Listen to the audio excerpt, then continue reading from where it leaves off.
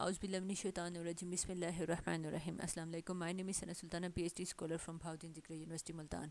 अच्छा गाइस, आज मैं आप लोगों को सिखाऊंगी यूनिफॉर्म कन्वर्जेंस क्या होता है। इसको आपको बुक से भी पढ़ाऊंगी यूनिफॉर्म कन्वर्जेंस, और ये सारा कुछ आप लोगों को बताऊंगी कि ये होता क्या है।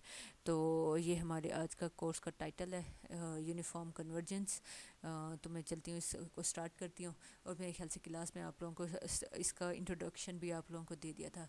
यूनिफॉर्म कन्वर्जेंस में और पॉइंट वाइज कन्वर्जेंस में ये होता है कि पॉइंट वाइज कन्वर्जेंस में ये जो कैपिटल एन होता है ये एक्स पे डिपेंड करता है और एप्सिलॉन पे डिपेंड करता है। और यूनिफॉर्म कन्वर्जेंस में ये डिपेंड करता है सिर्फ एप्सिलॉन पे डिपेंड करता है। तो अब यूनिफॉर्म कन्वर्जेंस बनाने से पहले यूनिफॉर्म कन्वर्जेंस की ये आप लोगों के पास मैथमेटिकली ये डेफिनेशन अभी मैं पढ़ाऊँगी आप लोगों को ये डेफिनेशन। लेकिन ये डिपेंड कर रही है एक नॉर्म पे डिपेंड कर रही है। नॉर्म डिपेंड कर रहा है किसी एक सेट पर। तो सबसे पहले आपको नॉर्म ऑन अ सेट पहले आपको एक्सप्लेन करना पड़ेगा और फिर आप लोगों को आगे लेके चलना पड़ेगा। तो मैं ये सबसे पहले आप लोगों को ये एक्सप्लेन कर देती हूँ कि ये हमारे पास क्या होता है। जैसे norm over a set, norm over a set हम कैसे डिनोट करते हैं, वो हम डिनोट करते हैं let us introduce the notation. Let us introduce the notation. और नोटेशन हमारे पास क्या है कि ये हमारे पास फंक्शन है, नॉर्म है एक फंक्शन पर। अब ये होता क्या है पहले आपको बता देती हूँ। आपको पता है फंक्शन है, फंक्शन डिपेंड करेगा, फंक्शन में इनपुट पुट करेंगे आउटपुट ये निकाल रहा होगा। तो अभी ये जो ये ऑन अ सेट एस का मतलब ये है एस के सारे एलिमेंट्स हम फंक्शन जी में पुट करते हैं और उनकी एब्सोल्यूट वैल्यू लेते हैं। और सुप्रीमम का मतलब है उन सारों में जो मैक्सिमम वैल्यू होगी वही इसका आंसर होगा। सुप्रीमम का मतलब ये है ना कि आप खुद सोचो जी एक्स वन पे एक आंसर एक आंसर एक आंसर एक आंसर, ये आंसर बढ़ा, ये आंसर और बढ़ा, ये आंसर और बढ़ा, और चलता चलता चलता चलता एक ख़ास रेंज तक ना हमारे पास ऐसा है ख़ास रेंज तक हर पॉइंट पे कोई ना कोई आंसर, कोई ना कोई आंसर, कोई ना कोई आंसर। तो आप इनमें सबसे मैक्सिमम आंसर बता सकते हो इजीली। तो वो जो सबसे मैक्सिमम आंसर होगा वही supremum of G, norm of G over a set S होगा। यही बात इसने लिखी हुई है। वो कहता है जी क्या करता है, इसमें एक्स के एलिमेंट पुट करते हैं, ये हमें कोई ना कोई रियल नंबर देता है। तो हर रियल नंबर का आप एब्सोल्यूट वैल्यू ले सकते हो, और एब्सोल्यूट वैल्यू लेने के बाद आप हर रियल नंबर की सुप्रीमम बता सकते हो। तो जब आप यही बात बताओगे तो आपके पास नॉर्म निकल आएगा। तो इसकी कुछ प्रॉपर्टीज़ हैं। और पहली प्रॉपर्टी हमारे पास है कि अगर सपोज सेट हमारे पास दो फंक्शन है over a set S, guarantee है कि ये दोनों function over a set S norm है। अब इनकी एडिशन और इनकी मल्टीप्लिकेशन डिफाइन की है कि इनकी एडिशन क्या होगी, लेस इक्वल टू इनकी सेपरेट सेपरेट एडिशन, और इनकी मल्टीप्लिकेशन भी लेस इक्वल होगी सेपरेट सेपरेट एडिशन के साथ। इधर एच और जी के बारे में एक्सप्लेन कर दिया, और यहाँ पे भी बता दिया कि अगर ये ऐड हो रहे हैं तो इनको ब्रैकेट खुलेगी, सेपरेट सेपरेट एक्स इनको मिल जाएगा। अच्छा, जैसे फर्स्ट प्रॉपर्टी वो प्रूफ करके दिखा रहा है, ये आप इधर से लगा सकते हो। जो भी चीज़ है आप डेफिनेशन को अपने दिमाग में रखो कि ये डेफिनेशन क्या है कि अंदर जो भी फंक्शन होता है आप उसके साथ बाहर लगाते हो एक्स और सिंगल नॉर्म, और ये नॉर्म नहीं sorry absolute value and supremum of that over that set. तो अब हमारे पास यहाँ क्या आ रहा है, यहाँ हमारे पास आ रहा है ठीक है। अब आप इसकी डेफिनेशन लगाई, supremum X belongs to S, और ये हमारे पास आ गया, ब्रैकेट खुलेगी, हमारे पास ये आंसर आ गया। अच्छा, फिर आप इन दोनों को सेपरेट सेपरेट कर सकते हो, वो भी हमारे पास आ गया। और आप लोगों को याद होगा A plus B absolute value is less equal to absolute value of A plus absolute value of B, ये भी आप लोगों ने देखा हुआ है। अच्छा, फिर अब हम ब्रैकेट खोलेंगे, सुप्रीमम सबको अलग अलग मिल जाएगा। अब ये डेफिनेशन देखो, सुप्रीमम ऑफ जी की नहीं है, ये डेफिनेशन सुप्रीमम ऑफ एच की नहीं है। ओए दरमियान में प्लस था तो यहाँ पे मिस्टेक हो गई है मुझसे, यहाँ पे आप प्लस लगा लीजिएगा। और इसी तरह अब आप इसका दूसरा पार्ट जो है वो आप लोग खुद सॉल्व करेंगे। ये दूसरा पार्ट है सेम ऐसे, सिर्फ मल्टीप्लिकेशन की जगह आपका एडिशन की जगह आपकी मल्टीप्लिकेशन आ जाएगी। सेम यही स्टेप चलते चलते आपका ये आंसर आ जाएगा। तो यहाँ बीच में एडिशन आएगा क्योंकि मैंने एडिशन वाला पार्ट किया है, आपने वो मल्टीप्लिकेशन वाला करना है, इंशाल्लाह आपका जवाब भी आ जाएगा। अच्छा, तो आप लोगों को ये तो बता दिया, छोटे छोटे प्रूफ्स हैं, पेपर में पूछे जा सकते हैं शॉर्ट आंसर क्वेश्चन में। मोर ओवर इफ़ जी और एच इधर बाउंडेड ऑन एस, वो कहता है अगर अगर अगर एच हो गया या जी हो गया एस के ऊपर, ये क्या है, बाउंडेड है। अगर ये बाउंडेड है तो फिर वो कहता है ये जो एडिशन वाली प्रॉपर्टी है ना, एडिशन वाली प्रॉपर्टी को आप इस तरह से लिख सकते हो। आ रही है समझ? अब आती हूँ मैं यूनिफॉर्म कन्वर्जेंस पर। तो मतलब इसने आपको ये प्रॉपर्टीज़ बता दिया और इनका प्रूफ आपको बता दिया। ये सारी बात इसने इस लेमा में लिखी हुई है। और अब ये डेफिनेशन हमारे पास आ रही है, किसकी आ रही है, यूनिफॉर्म कन्वर्जेंस की डेफिनेशन आ रही है। गौर से इसे पढ़ना। अ सीक्वेंस एफ एन, हाँ हम लोग पॉइंट वाइज में भी और इससे पहले हमने सीक्वेंस ऑफ एफ एन भी देखा है, of a function define over a set S converges uniformly to a limit F if ये कंडीशन होल्ड करे तो। अब आप ज़रा इसे गौर से देखें, सेम ये वही कंडीशन है जो आप लोग पीछे फर्स्ट आपने एफएससी में पढ़ी थी, मतलब पहला चैप्टर पढ़ा था आपने लिमिट वाला, वहाँ पे भी यही डेफिनेशन थी। हाँ, आपका limit N approaches to infinity F X होता है, एफ एक्स एन होता है और is equal to F N होता है। तो वो कंटिन्यूटी की डेफिनेशन आपने वहाँ पे पढ़ी थी। अब यहाँ पे सिर्फ लिखने का स्टाइल चेंज हो गया, एफ एन माइनस एफ जिसको कन्वर्ट कर रहा है, इनकी नॉर्म और इनकी limit N approaches to infinity approaches to zero है। अच्छा, वो कहता है थस, अब ये हमारे पास है कन्वर्जेस यूनिफॉर्मली टू एफ। अब वो कहता है कि ये जो ये फंक्शन है कन्वर्ज कर रहा है uniformly to F over S. अब वो कहता है अब अगर ये कंडीशन होल्ड कर गई तो हम एफ को बोलेंगे कि ये यूनिफॉर्मली कन्वर्ज कर रहा है over over over the set N. अच्छा, अब इसकी एक और डेफिनेशन है। अब वो डेफिनेशन क्या है, फॉर एवरी एप्सिलॉन, जो आपको मैंने क्लास में एक्सप्लेन की थी, for every epsilon there exist N integer N such that this condition hold. इस कंडीशन को आप लोग देख लें, यह हमारे पास यही जिस फंक्शन को कन्वर्ट कर रहा होता है वही आता है, और यहाँ पे ओवर अ सेट और फिर लेस अप्रोचेस टू एप्सिलॉन, और ये हमारे पास N greater equal capital N आ जाएगा। तो ये हमारे पास यूनिफॉर्मली कन्वर्जेंस की डेफिनेशन है। अब ये इसका ग्राफ है, ग्राफिकली ये एक्सप्लेन कर रहा है, और याद होगा आप लोगों को, मैंने भी आप लोगों को ग्राफिकली एक्सप्लेन किया था। उसने ओवर ए सेट एस, अब उसने एक एस ले लिया, सपोज दैट ये ए और ये बी, इसके ये हमारे पास पूरा सेट एस बन रहा है। और सपोज दैट ए हमारे पास है, एस हमारे पास ये है, एफ हमारे पास एक फंक्शन है with graph shown in figure 4, कहाँ है, मतलब इस ग्राफ में शो किया जा रहा है। एंड देन 4.41, मतलब ये चीज़ इम्प्लाइज करेगी द ग्राफ ऑफ दिस। अब वो आप लोगों को दिखाती हूँ क्या है। सपोज डैट हमारे पास ये मेन हमारे पास है, ये हमारे पास एफ का ग्राफ है, एफ ऑफ एक्स का ग्राफ है। अगर हम इसमें कुछ ऐड करें तो अपर पॉइंट बनेगा, वो जो कुछ आप ऐड कर रहे हो ना, एप्सिलॉन ऐड करना वो कह रहा है, और अगर आप एप्सिलॉन माइनस करो तो ये नीचे वाला ग्राफ बनेगा। सेम यही ग्राफ बस शिफ्ट हो गया ऊपर की तरफ एप्सिलॉन ऐड करने की वजह से, और शिफ्ट हो गया नीचे की तरफ एप्सिलॉन माइनस करने की वजह से। तो ये तो चलो चीज़ आप लोगों को समझ आ गई। आगे चलो, आगे हमारे पास, और ये मैंने पहले भी आपको बताया था कि अब ये होगा कि एक ख़ास एप्सिलॉन भी आपने, एप्सिलॉन का रोल आपने देख लिया। एप्सिलॉन आप बड़ा करते जाओ तो ये ग्राफ ऊपर की तरफ जाता जाएगा, नीचे की तरफ उसकी रेंज, उसका जो एरिया है ना बड़ा होता जाएगा। एप्सिलॉन आप छोटा करते जाओगे तो एरिया छोटा होता जाएगा।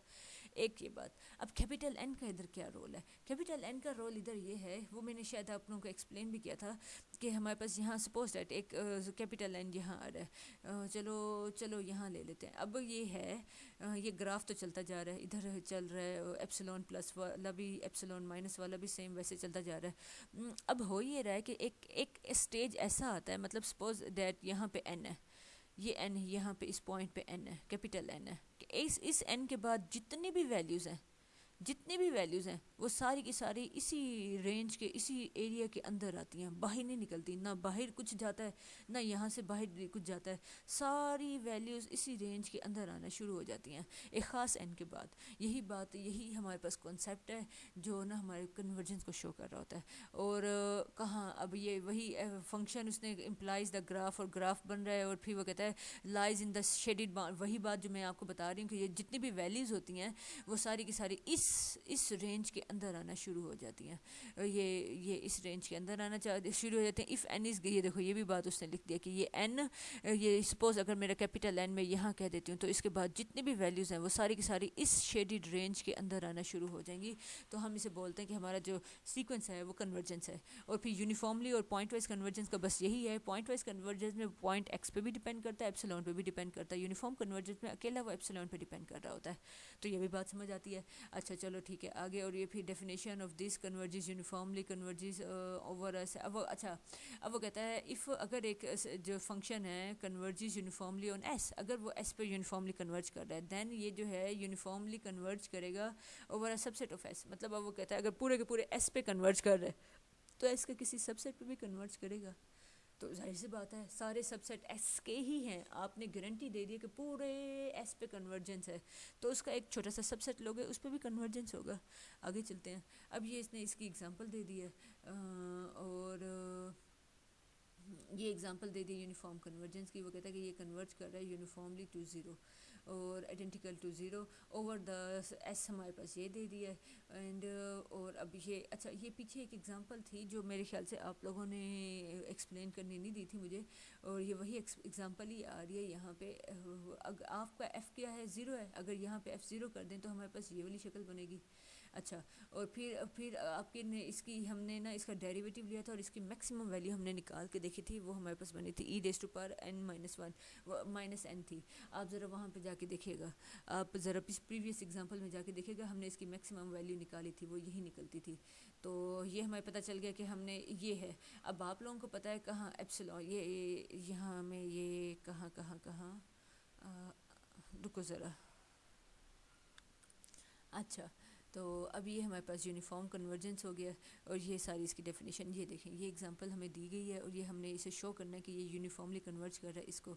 तो हमने एप्सिलॉन लिया और एफ़ आपके पास गिवन है कि वो ज़ीरो है, और आपने ये आप हाँ, अगर ये जो हमारी मेन डेफिनेशन है, मेन डेफिनेशन में अगर हम एफ़ ज़ीरो पुट कर दें तो ये चीज़ बनती है, मतलब ये चीज़ है। अच्छा, अब आपने क्या करना है, आप एप्सिलॉन पॉजिटिव है, आप क्या करें, इस वाली चीज़ को भी कह दें कि लेस दैन एप्सिलॉन है, इस वाली चीज़ को भी कह दें कि लेस दैन एप्सिलॉन है। अब ज़रा एक और काम करो, ये तो चलो आधी तो शक्ल बन गई। अब वो जो हमारी जो किताब में शक्ल क्या है, हमने बनानी होती है ये, हमने F N minus F norm less than epsilon show करना होता है, और ये चीज़ बनानी होती है। आपने ये चीज़ तो बना लिया, अब ये कैसे बनाती है, अब वो ज़रा गौर से देखो।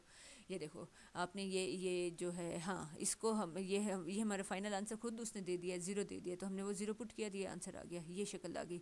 अच्छा, अब आप इसको भी एप्सिलॉन लेस दैन कर देंगे, इसे भी एप्सिलॉन लेस दैन कर देंगे, लोग इधर भी लिया, लोग इधर भी लिया। लोग की प्रॉपर्टी है, पावर उतर के नीचे आ जाती है, और ये ई और लोग एक दूसरे को कैंसिल कर देंगे। अब अच्छा, अब आप माइनस से मल्टीप्लाई करें, ये अपना साइन, ये वाला साइन अपना चेंज कर देगा। अच्छा, अब आप लोगों की वो शक्ल बन गई, इधर जो भी शक्ल बनेगी ये आपका कैपिटल एन होगा। अच्छा, और अब आप वो बनाने में भी कामयाब हो गए हो। एक तो ये शक्ल बनानी थी, वो तो हमारी पहले स्टेप में ही बन गई, और एक ये हमने बनानी थी। अब हमें हमारा कैपिटल एन पता चल गया है, और हमारी ये शक्ल बन गई है, और ये हमारी यूनिफॉर्म कन्वर्जेंस की डेफिनेशन वैसे हो गई है। For these values of, for those है, पता नहीं दीज है, values of N the graph of the function, और जो फंक्शन का ग्राफ बनेगा वो इसमें बनेगा। ये कैसे पता चल रहा है कि इसमें हमारे पास ग्राफ बनेगा, वो हम आपको दिखाते हैं। कहाँ है वाई, हमारे पास क्या है, रुको ज़रा किताब से देखते हैं। हाँ, ये देखो, ये उसे कैसे पता चला कि हमारा ग्राफ, फंक्शन का ग्राफ क्या बनेगा। ये देखो, हमारे पास एफ है ज़ीरो, एफ हमारे पास ज़ीरो है।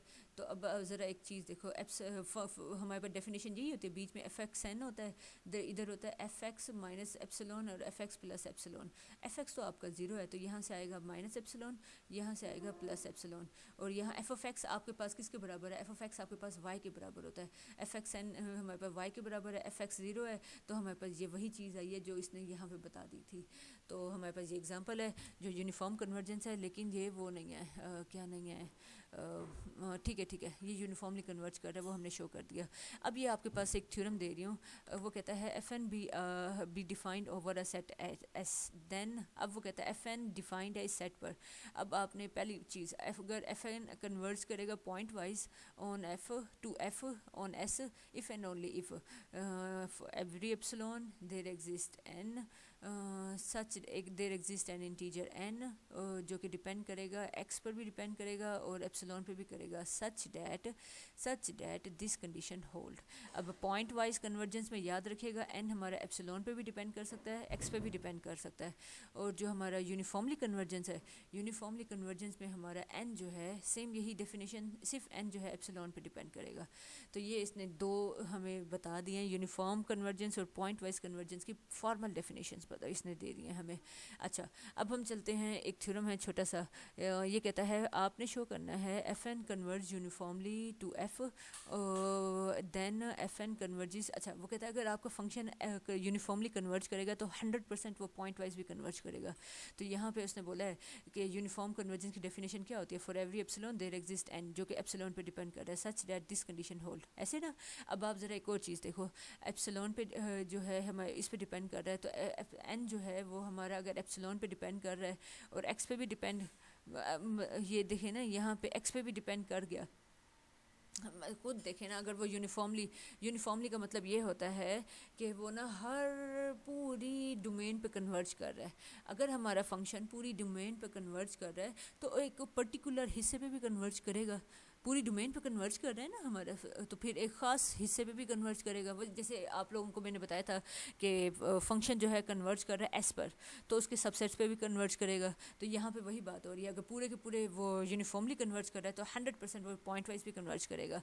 But converse of the theorem is not true, मतलब अगर वो पॉइंट वाइज कन्वर्जेंस है, मतलब एक छोटे से सबसेट पे कन्वर्जेंस है, तो आप ये नहीं कह सकते कि पूरे के पूरे सेट एस पे कन्वर्ज होगा। तो ना मतलब अब वो ये कह रहा है सबसेट पे कन्वर्जेंस होने का मतलब है कि एक पॉइंट वाइज कन्वर्जेंस है, तो आप ये गारंटी नहीं दे सकते कि वो यूनिफॉर्मली भी कन्वर्जेंस होगा।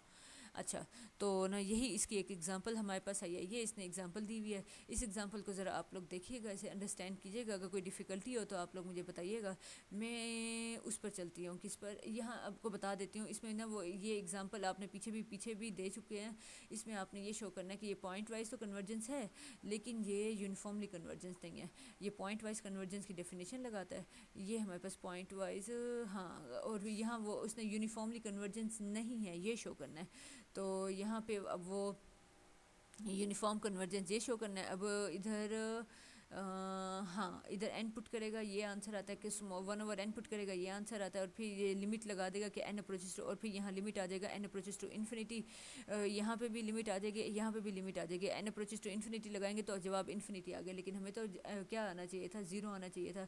इसका मतलब है ये पॉइंट वाइज तो कन्वर्जेंस है लेकिन ये वो यूनिफॉर्मली कन्वर्जेंस नहीं है। और ये पॉइंट वाइज कन्वर्जेंस को वो लेके चल रहा था कि ये यूनिफॉर्मली भी कन्वर्जेंस है, तो इसने पहले सपोज किया कंट्रेरी कि नहीं ये यूनिफॉर्मली कन्वर्जेंस नहीं है, तो मतलब ये यूनिफॉर्मली कन्वर्जेंस है। तो यूनिफॉर्म की डेफिनेशन इसने उठाई है और ये सॉल्व करता करता करता इसका तो कंट्रडिक्शन आ गया। तो वो कहता है कि जो मैंने सपोज किया था ना कि ये यूनिफॉर्मली कन्वर्जेंस नहीं है, तो ये वाकई यूनिफॉर्मली वो गलत है, और जो ये हमारा निकला है, ये जो कंट्रडिक्शन है वो हमारा ट्रू है। और ये फिर अब वो कहता है कि how ever the convergence of on uniformly, अब वो कहता है अगर आपने यूनिफॉर्मली शो करना है तो आप इसकी एस को चेंज कर लें। ऊपर एस था माइनस इन्फिनिटी से पॉजिटिव इन्फिनिटी, अब वो कहता है कि नहीं एस अगर आप ये रख लो तो हमारा यही फंक्शन जो है यूनिफॉर्मली भी कन्वर्ज करेगा। अब यहाँ वो आपको सबसे बड़ा हिंट दे रहा है, और ये सवाल मैं आपसे पेपर में भी पूछूंगी कि how to show that sequence of a function is not uniformly convergent, कि हमने कैसे शो करना होता है कि हमारा जो फंक्शन है वो यूनिफॉर्मली कन्वर्जेंट नहीं है। तो ये उसने क्राइटेरिया बताया हुआ, ये आप लोग पढ़िएगा, फिर भी कोई डिफ़िकल्टी हो तो आपने मुझे बताना है। और इसी की एग्जांपल भी नीचे दे दी है कि ये हमारे पास यूनिफॉर्मली कन्वर्जेंस की इसने एग्जांपल दे दी है, ज़रा ये लोग आप देख लीजिएगा। अच्छा, अब मैं इस थ्योरम की तरफ आती हूँ। ये थ्योरम ये कहता है कॉशी यूनिफॉर्म कन्वर्जेंस क्राइटेरियन बताता है आपको। थ्योरम क्या कहता है वो ज़रा देख लेते हैं। A sequence of functions converges uniformly over a set S, कि सीक्वेंस ऑफ फंक्शन कन्वर्ज कर रहा है यूनिफॉर्मली इस सेट पर, if and only if for every epsilon there exist N integer. और ये आप लोगों को याद होगा कॉशी क्राइटेरिया यही होता था, रियल वन में भी यही होता था कि दो फंक्शन उनका सब्ट्रैक्शन, और ये हमारे पर norm less than epsilon whenever N and M is greater equal N. अब वो कहता है, अब मैं इसको शो करेंगे। अब यहाँ लिखा हुआ है sequence of convergence converges uniformly on S. अब आप एक साइड गिवन है, बीच में गिवन है इफ़ एंड ओनली इफ़, मतलब आप इसे उठा के सॉल्व करोगे तो ये चीज़ आपने निकालनी है, और फिर इसे उठा के फिर कन्वर्स चलोगे, इसे आप ट्रू मानोगे और ये आप शो करके दिखाओगे।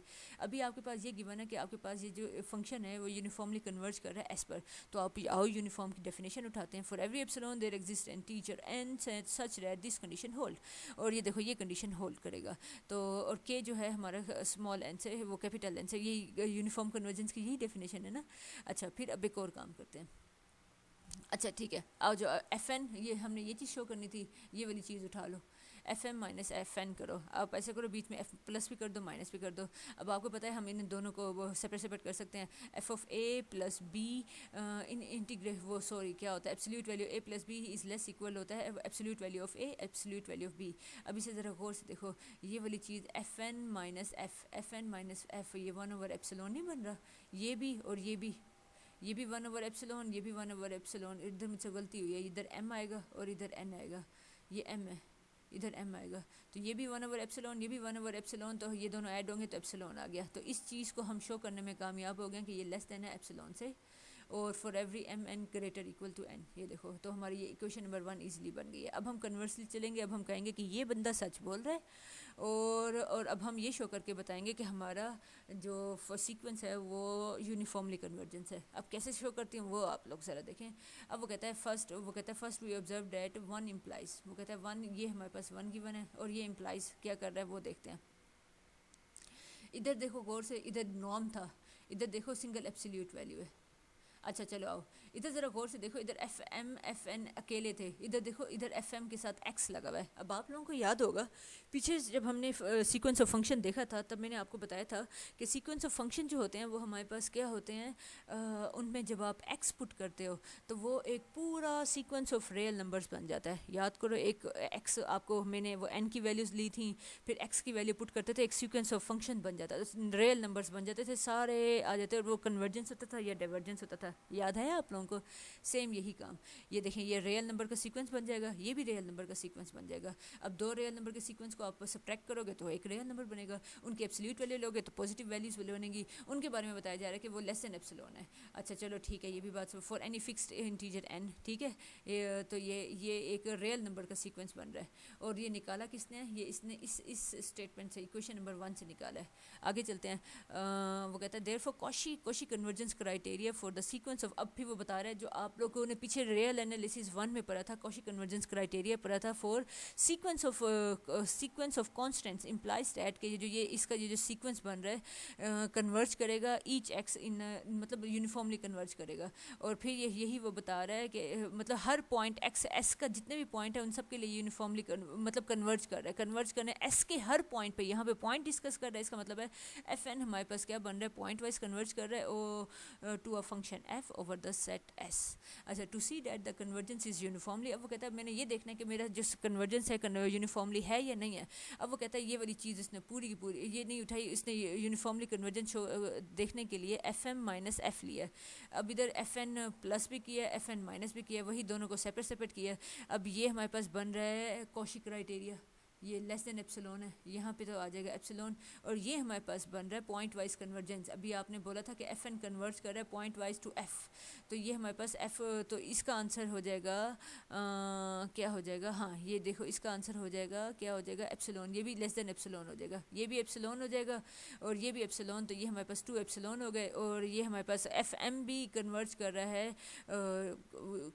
है, this inequality hold for all N, so we can say that कि हमारे पास ये हमारे पास एफ एम भी जो है वो कन्वर्ज कर गया, और हमारी जो ये वाली मतलब हर एन के लिए अगर ये होल्ड कर रहा है, एक्स हर एक्स के लिए होल्ड कर रहा है, इसका मतलब क्या है, आप एक्स से इंडिपेंडेंट है, आप एस पर डिपेंड कर रहे हैं, आप एक्स पे डिपेंड नहीं कर रहे। तो ये हमें ये शो कर रहा है कि ये जो हमारा फंक्शन है ये कन्वर्ज कर रहा है, यूनिफॉर्मली कन्वर्ज कर रहा है इस एफ को, वो जो वट एवर द आपके पास ये एक्स कोई भी हो, ये यूनिफॉर्मली कन्वर्ज कर रहा है। तो ये हमारा कन्वर्ज कॉशी क्राइटेरिया था, कॉशी कन्वर्जेंस क्राइटेरिया था हमारा, तो वो भी हमारा आज हो गया। ये कॉशी यूनिफॉर्म कन्वर्जेंस क्राइटेरिया था, जो ये सारा यहाँ तक हमारा एक्सप्लेन हो गया। तो अब फिर बाकी इंशाल्लाह करती हूँ नेक्स्ट लेक्चर में मिलती हूँ आपको, तब तक अपनी दुआ में बहुत ज़्यादा याद रखिएगा, अपना बहुत ज़्यादा ख्याल रखिएगा। अल्लाह हाफिज़।